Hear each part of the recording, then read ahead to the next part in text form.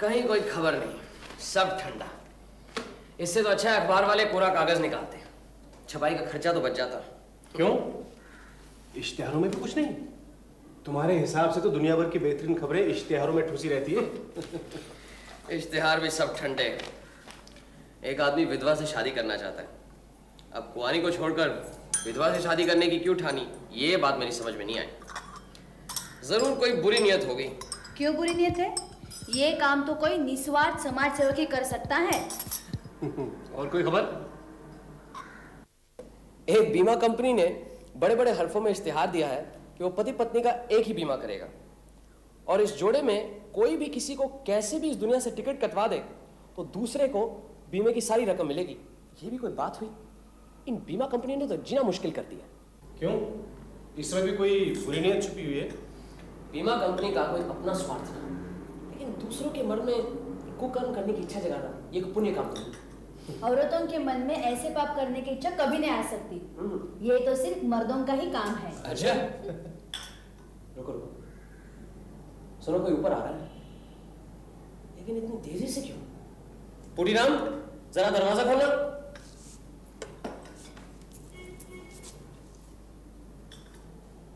अरे क्या होशियारी दिखा रहा है, खोल। हाबुल है, बैठो बैठो, अपने पड़ोसी का ही लड़का है। हाबुल,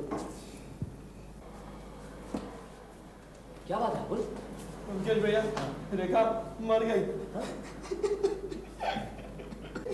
बोल, हाबुल चुप हो जाओ, शांत हो जाओ, इधर बैठो, बैठ लिया, बैठो। हाबुल, चलो ऐसे रोते नहीं, बताओ मुझे, बताओ क्या बात है, बताओ। पिताजी 2 दिन में दिल्ली चले गए। घर में मैं, मेरी छोटी बहन रेखा और हमारी सौतेली माँ रहते हैं। मैं आज जब सुबह अपने ऊपर वाले कमरे में पढ़ रहा था, एकाएक नीचे से माँ की चीख पुकार सुनाई दी। मैं दौड़कर नीचे आया। रसोई के दरवाजे पर माँ खड़ी चीख रही थी। मेरी समझ में कुछ नहीं आया। मैं दौड़कर रसोई में गया। वहाँ चूल्हे के पास रेखा बैठी थी, सिर नीचे झुकाए। मैं रेखा को पास जाकर पुकारा, उसे हिलाया, लेकिन हाबुल, हाबुल, हाबुल, मैं क्या करूं ओमकेश भैया, पिताजी घर में है नहीं, इसलिए आपके पास आया हूं। हाबुल चुप हो जाओ, तुम मर्द होना, तुम्हें धीरे से काम लेना चाहिए। रेखा को क्या हुआ था अबुल? बीमार थी? कुछ नहीं। क्या उम्र थी उसकी? यही कुछ 16-17 साल, मुझसे 3 साल छोटी। हाल ही में कोई बीमारी हुई थी, टाइफाइड, बेरी? जी नहीं। तुम जाकर देखो ना। चलो तुम्हारे घर चलते हैं, बिना देखे कुछ समझ में नहीं आएगा। फिर तुम्हारे पिताजी को एक तार भी भेजना है, एक डॉक्टर भी चाहिए। तुम्हारे घर के पास डॉक्टर रुद्र रहते हैं ना? हाँ जी हाँ। आओ अजीत।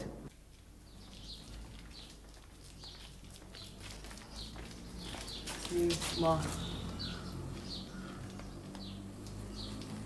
तुम यहाँ काम करते हो? जी। सामने वाले मकान में डॉक्टर रुद्र रहते हैं, उन्हें जाकर जरा बुला लो। जी। रसोई घर कहाँ है? इस तरफ। चलो।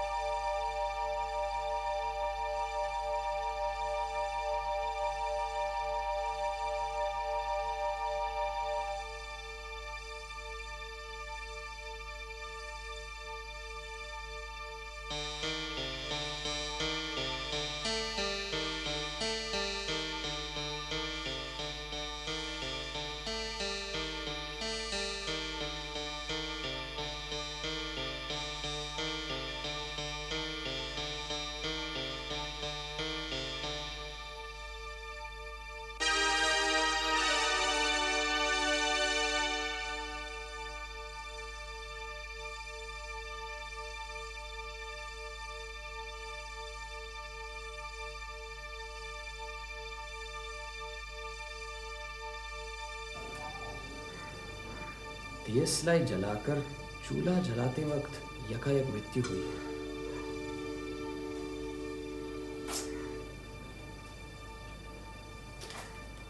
मौत के समय रसोई घर में और कोई नहीं था। देखो, लगता है शायद डॉक्टर रुद्र आए। क्यों, क्या लगता है? क्या हुआ? मर गई? आप भी देख लीजिए। ये कौन है? पड़ोसी। देव कुमार बाबू की यही बेटी है? जी हाँ। इसका नाम रेखा है? जी। क्या हुआ था इसे? बिल्कुल ठीक थी, यकायक।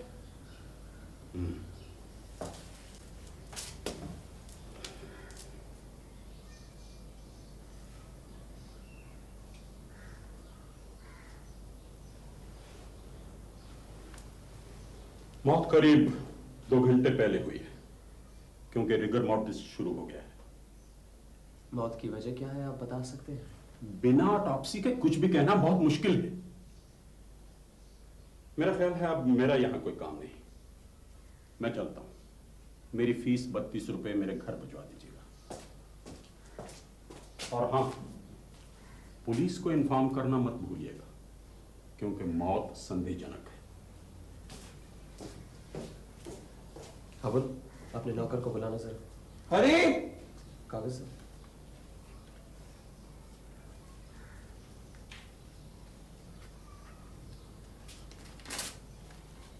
थाने में दरोगा बाबू है, ये उनको दे देना। अच्छा। अबुल, लाश जैसी है वैसे ही पड़ी रहने देना। पुलिस आएगी, क्या करना है वही करेगी। चलो रेखा का कमरा देखते हैं।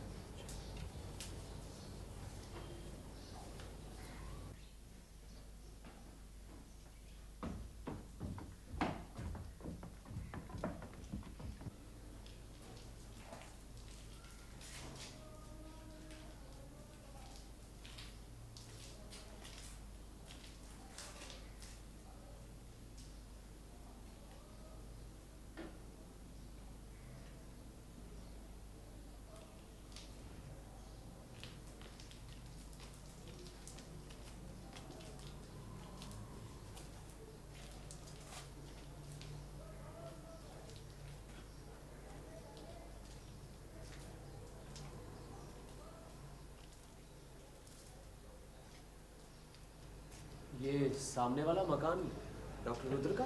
जी।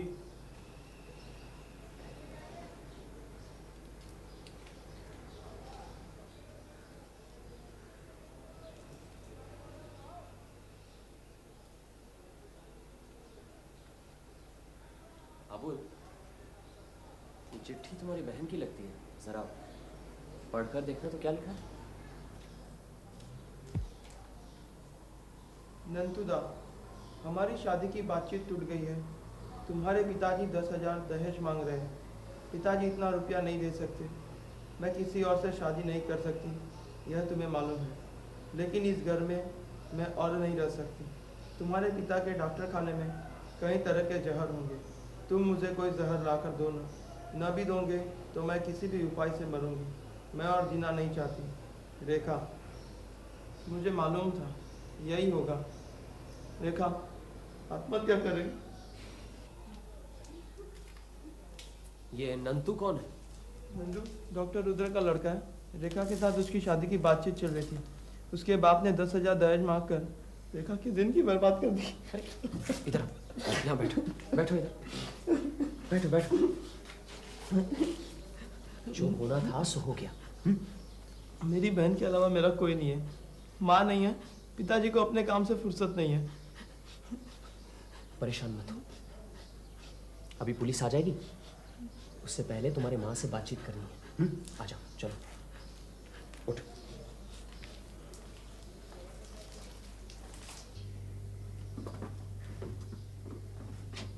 क्या बात हुई, आप कुछ बता सकती हैं? आज नौकरानी नहीं आई, इसलिए मैंने रेखा को चूल्हा लिपकर आग जलाने को कहा। घर के सारे काम मैं ही करती हूँ, कभी किसी से ढेला भर भी काम करने को नहीं कहा। और जब तक शरीर में ताकत है मैं करती भी रहूँगी। लेकिन 100 काम है, अकेली जान करे भी तो कैसे। इसलिए मैंने रेखा को चूल्हा जलाने को भेजकर अपने कमरे की सफाई में लग गई। नीचे रसोई में क्या हो रहा है मैंने कुछ नहीं देखा। नहा धोकर कपड़े बदल पूजा करने के बाद जब मैं रसोई में पहुंची तो देखा रेखा मरी पड़ी है। मैं तो इस घर के किसी 7-5 में नहीं रहती हूँ, लेकिन वो तो मेरे भाग्य ही फूटे हैं कि सारे झमेले मुझे ही झेलने पड़ते हैं। अब ये जो हुआ है मुझे मालूम है सब लोग इसके लिए मुझे ही दोषी ठहराएंगे। वो यहाँ नहीं है, वो यहाँ आकर क्या तूफान खड़ा करेंगे मैं सोच भी नहीं सकती। मैं तो वैसे भी उन्हें फूटी आंखों नहीं भाती हूँ। मेरे मरने के बाद ही उन्हें शांति मिलेगी, मुझे मालूम है। आज सुबह आपकी रेखा से कुछ कड़वी बातें हुई थी? कड़वी बातें कहूँ? ऐसे घर की नहीं हूँ मैं। वो तो मेरे नसीब ही फूटे हैं कि जब से इस घर में आई सौत के लड़के लड़की के साथ गुजर कर रही हूँ। कभी कोई कह के तो देखे कि मैंने जुबान से कभी कोई कड़वी बात कही हो। आज सुबह जब मैंने रेखा को चूल्हा जलाने के लिए भेजा तो उसने रसोई से वापस आकर कहा माचिस नहीं मिल रही है, और सीधे ठाकुर जी के पास जाकर पूजा की माचिस उठा ली। तब मैंने कहा इतनी बड़ी हो गई अक्ल भी नहीं है, बासी कपड़ों में चली आई और सीधे ठाकुर जी को भी छू लिया। अरे माचिस की जरूरत थी तो दुकान से मंगवा लिया होता। बस इतना ही तो कहा था, कसम से कहती हूँ। और अगर ये भी कसूर है तो गलती मानती हूँ। कसूर की कोई बात नहीं है, लेकिन रेखा आपके कमरे में माचिस लेने क्यों गई? क्या माचिस हमेशा आपके कमरे में रहती है? नहीं, रसोई में भी रहती है, लेकिन एक माचिस मैं अपने ठाकुर जी के पास हमेशा ही रखती हूँ। रात को अंधेरे में मुझे नींद नहीं आती है, इसलिए मैं लैम्प जला के सोती हूँ। ये बात सभी लोग जानते हैं, रेखा भी। वो देखिए लैम्प। मतलब उसी वक्त आपने रेखा को आखिरी बार जिंदा देखा था, उसके बाद नहीं? नहीं, और देखूंगी कब? घर की सफाई के बाद तो मैं नहाने चली गई थी। दरोगा क्या है? धन्यवाद। अगर जरूरत हुई तो बाद में पूछताछ करूंगा।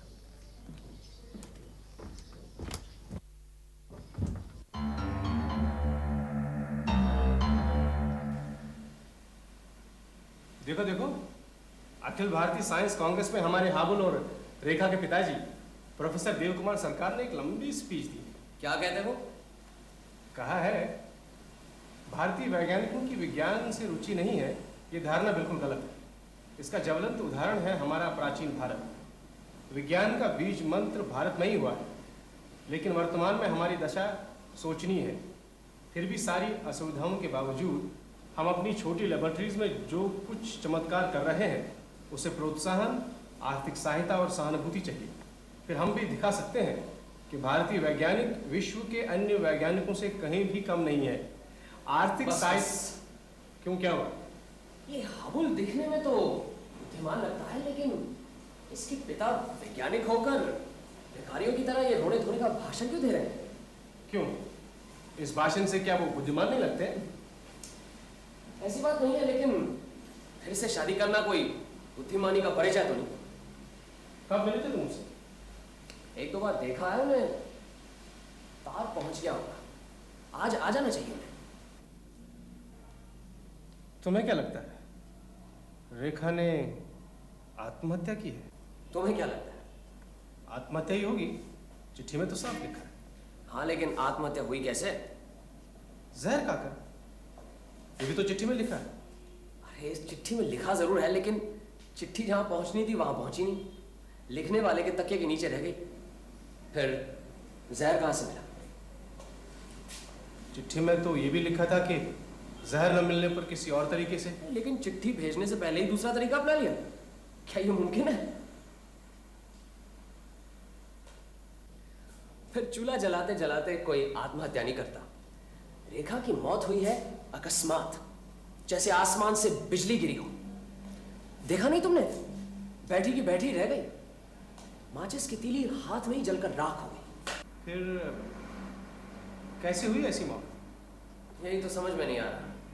पोटेशियम साइनाइड को छोड़कर इतनी घातक शक्ति किसी और जहर में नहीं है। हार्ट फेल भी तो हो सकता है।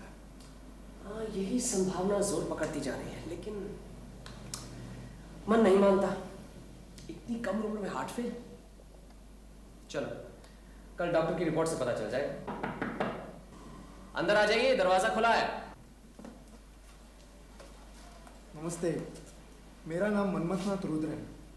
अच्छा, आप ही नंतु हैं? क्या आप मुझे पहचानते हैं? हाँ, बैठिए बैठिए। आप रेखा के बारे में जानना चाहते हैं ना? जी, उसकी मृत्यु कैसे हुई? अभी कुछ कह नहीं सकते। क्या आप समझते हैं रेखा ने आत्महत्या की है? मुझे तो मुमकिन नहीं लगता। तो फिर क्या किसी ने उसे? फिलहाल यकीनन कुछ कहा नहीं जा सकता।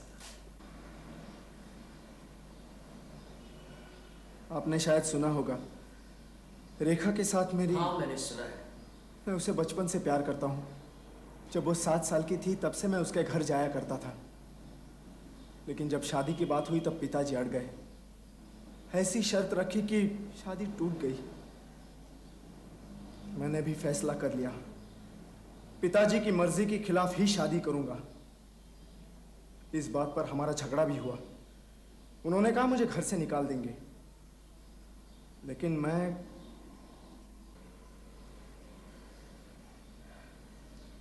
पिताजी से आपका झगड़ा कब हुआ? परसों दोपहर को।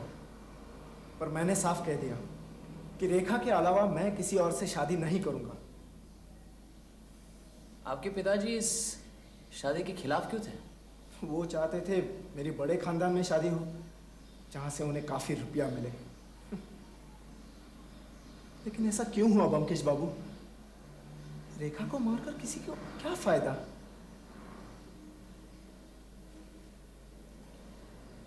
आपके पिताजी को फायदा हो सकता है। पिताजी? नहीं नहीं, ये आप क्या कह रहे हैं?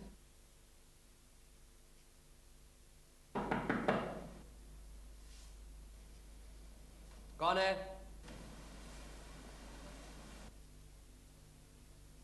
नमस्कार प्रोफेसर देव कुमार, तार मिल गया आपको?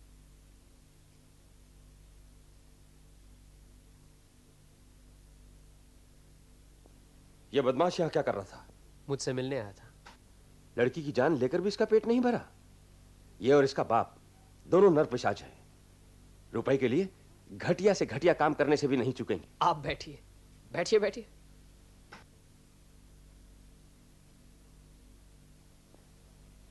हाबुल ने आपके बारे में सब बताया मुझे।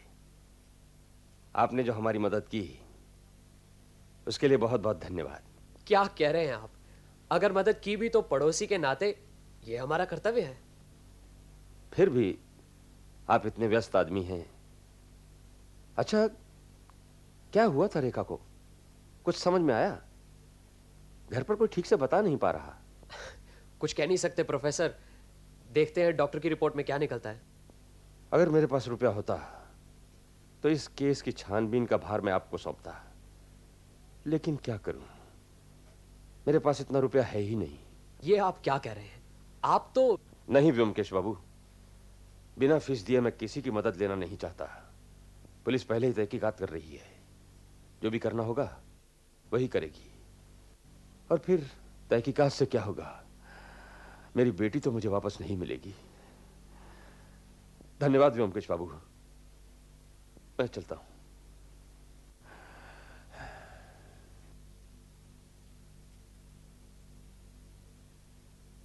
अच्छा,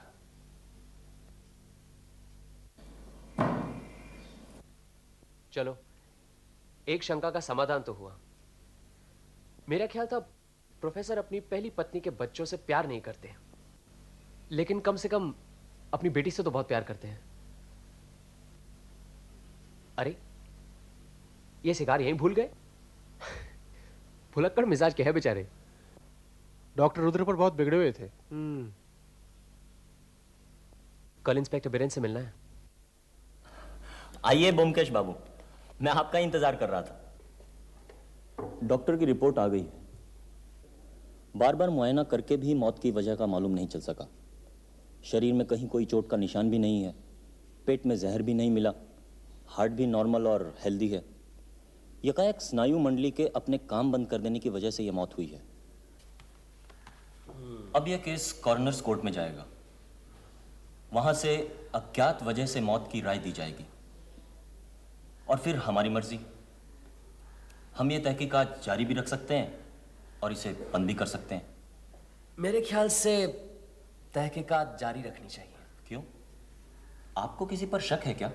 अगर हमें इस मृत्यु की गुत्थी को सुलझाना है तो पहले हमें यह पता लगाना होगा कि यह मौत हुई कैसे।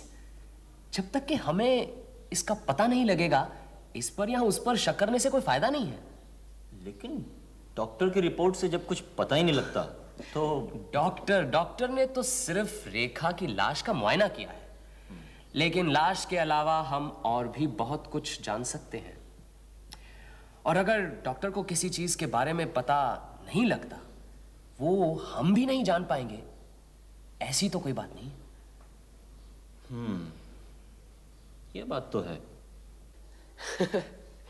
कल प्रोफेसर देवकुमार आए थे मेरे पास। उन्होंने मुझे इस केस से छुट्टी दे दी है। मतलब ये कि बिना फीस दिए वो किसी की मदद नहीं लेना चाहते, और फीस देने लायक उनके पास पैसे हैं नहीं। क्यों नहीं है? उन्हें अच्छी खासी तनख्वाह मिलती है, कॉलेज में प्रोफेसर है, 800-900 रुपए तो मिलती ही होगी। शायद ज्यादा ही होगी। फिर आपकी मदद क्यों नहीं ले रहे?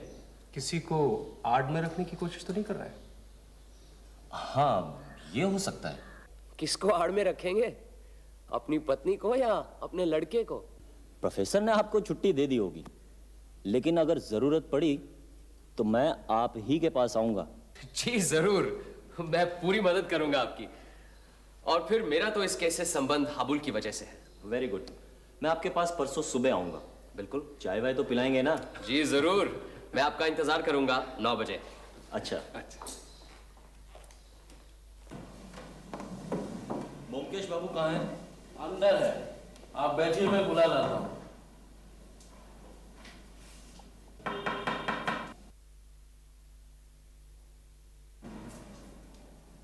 कौन? खोलो मुदीराम, मैं राहुल हूँ।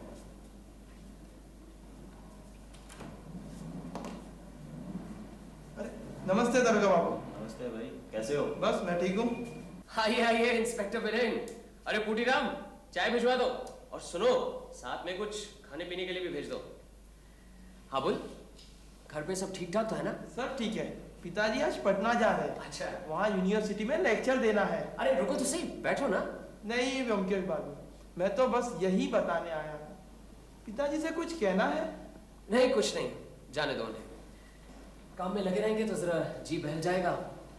उन पर क्या गुजर रही है मैं समझ सकता हूँ। चाय तो पीते जाओ। बस, नमस्ते। अच्छा भाई।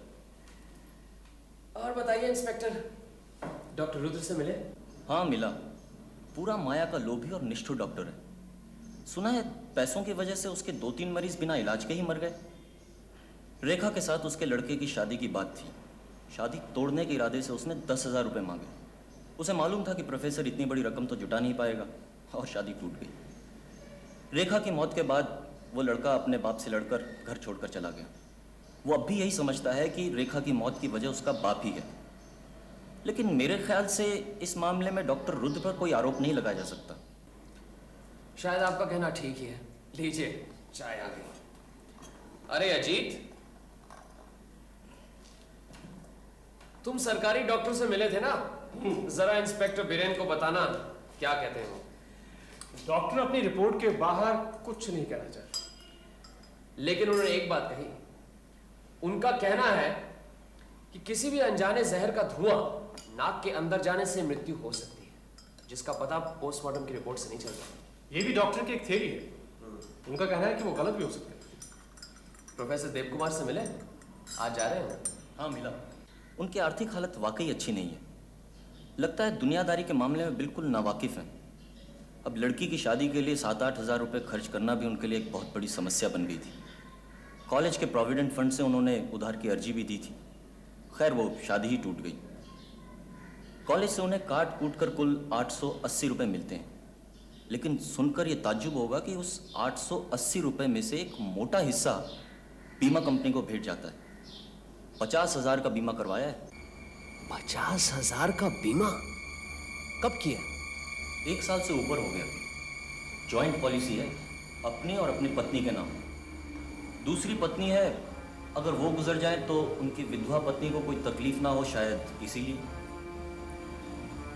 क्या सोच रहे हैं? आप उनकी पत्नी से मिले? बस यही बाकी है। इस हाबुल के बारे में पता करवाया।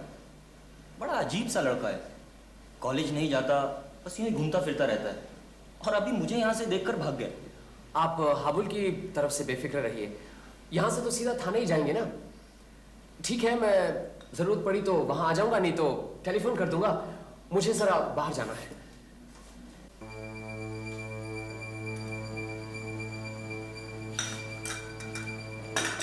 मैं भी चलता हूँ। ठीक है।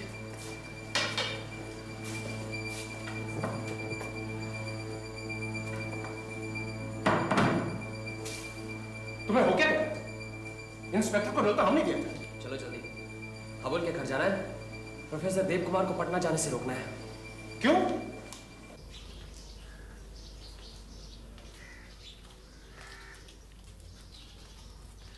प्रोफेसर देव कुमार, प्रोफेसर देव कुमार है? क्या हुआ? हाबुल क्या हुआ हाबुल को? किधर है वो? ऊपर अपने कमरे में। चलो।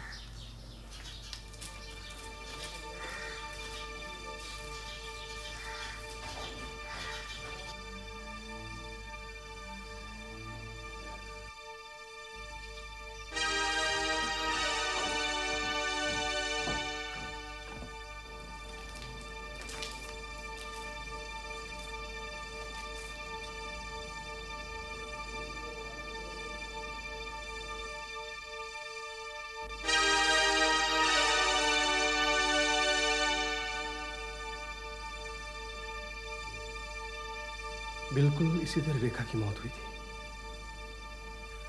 उफ, किस्मत की मार देखो। बुरा करने वाले का यही हाल होता है।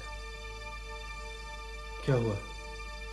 तुम फौरन जाओ, इंस्पेक्टर बीरेन को ले आओ। मेरी तरफ से कहना कि प्रोफेसर देव कुमार के नाम गिरफ्तारी का वारंट भी ले आए जल्दी। लेकिन तुम जाओ तो सही, मैं बाद में समझा दूंगा। साथ में ये भी कहना कि हाबुल अपनी बहन रेखा की तरह मर गया। जाओ जल्दी जाओ।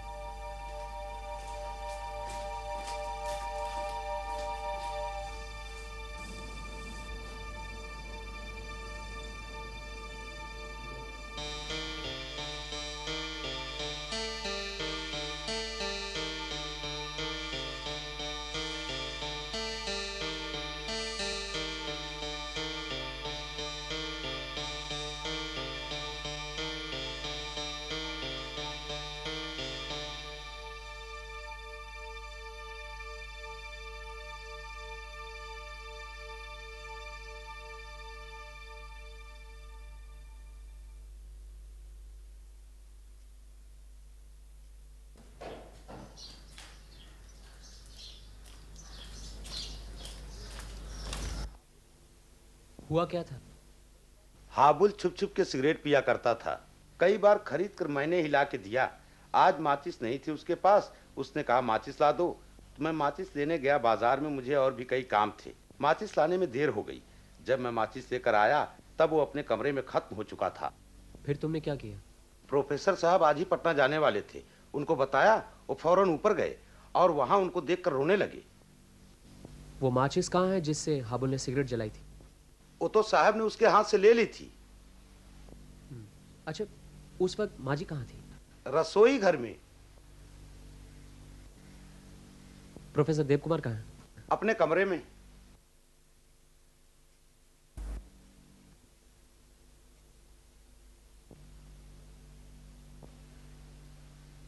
क्या हुआ?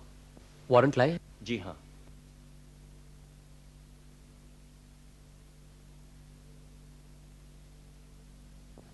बुरा जो देखन मैं चला, मुझसे बुरा न कोई।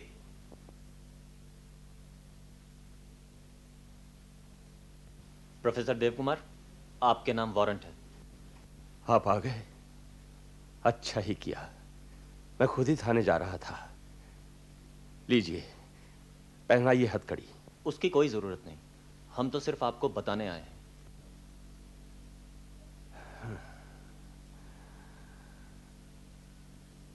डेस्टिनी, तकदीर।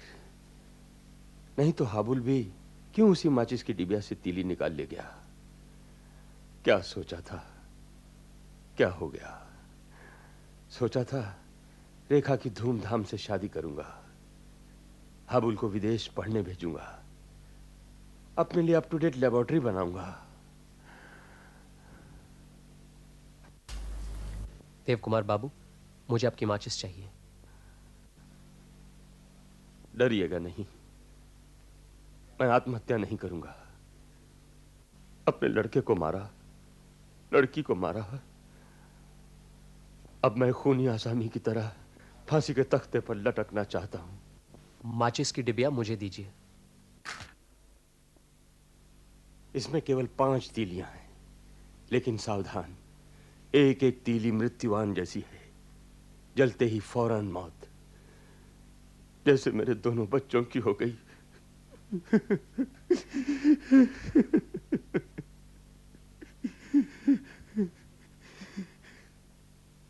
क्या इजाद की है मैंने, पलक झपकते ही मौत होगी, लेकिन कहीं कोई निशान नहीं रहेगा। आधुनिक युद्ध नीति में एक भयंकर तब्दीली होगी।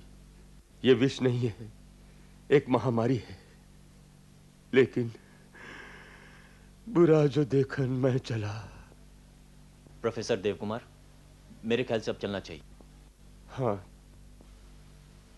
आप अपनी पत्नी से नहीं मिलेंगे? पत्नी? मेरी फांसी के बाद बीमे का सारा पैसा उसी को तो मिलेगा। किस्मत का खेल देखिए।